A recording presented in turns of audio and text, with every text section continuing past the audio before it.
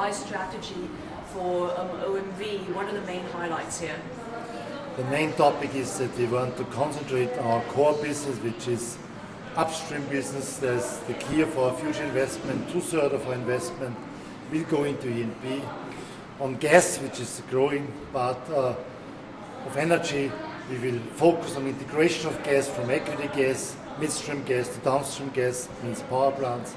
And then on the refining and filling station business, downstream business, oil downstream, we will reduce our exposure. Reducing your exposure, you just mentioned in the presentation that you would be by 2014 selling assets amounting to about €1 billion.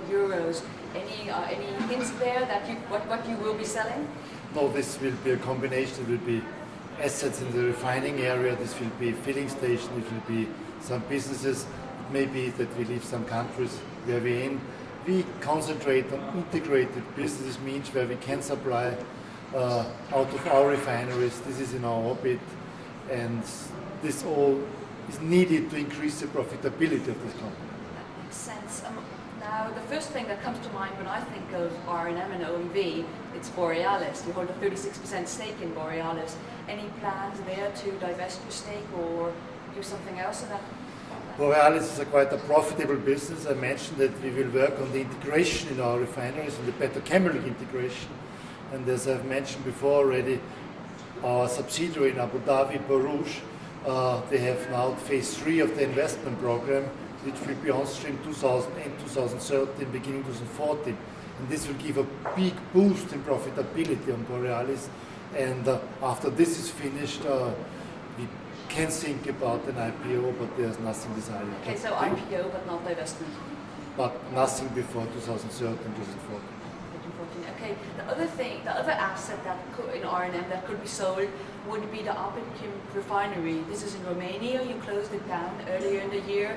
Now it looks like the Romanian government thinks it would be a good fit with Olcim, which is a company which the Romanian government sooner or later wants to sell. So are there any talks there with Olcim about selling this?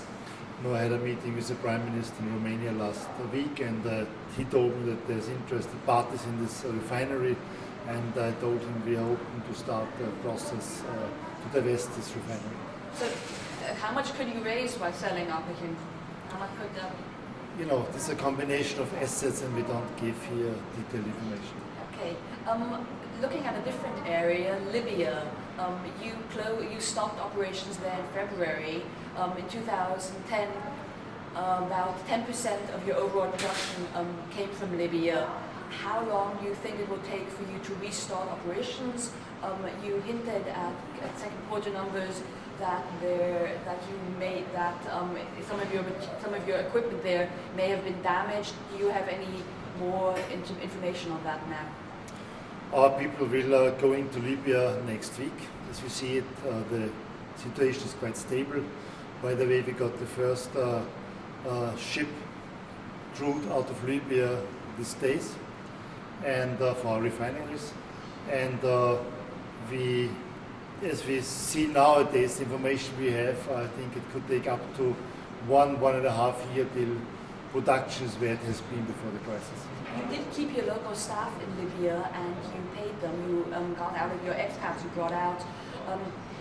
Any idea how much the conflict in Libya will actually cost you? No, we just see this year's figure. If we have no more production, the Libya has an impact on our profitability and EBIT of about 20%. Regarding Yemen, you did restart production there. It was already in August.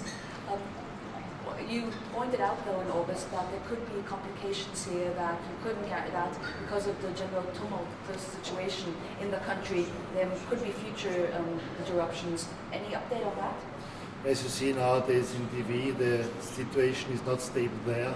We still have production, but it's quite a variety from a few thousand barrels a day up to 7,000. So, there's no stable situation, no issue, yeah. Not in the country, not in the production. Okay. Quickly to Turkey, you mentioned in your presentation just now that you were thinking of opening additional gas-fired power plants. That depends on how much gas supply there is, but I understand you correctly on that. The issue is, as I've mentioned, we're looking for equity gas upstream exposure in Azerbaijan, Turkmenistan, northern Iraq. And if we invest in a power plant, this has to be related to future prospects in equity gas in this region. Okay. You increased your stake in Petrol Ofisi and now control it. How is that integration going? Are you intending to invest any more money in Petrol Ofisi? No, I think that's how you see it. The overall picture I gave very clear that we keep the marketing business here quite stable. We don't plan further expansion here. We have a strong market share, we have a strong position, and that's okay. But we concentrate on expansion of our gas business, on our power business.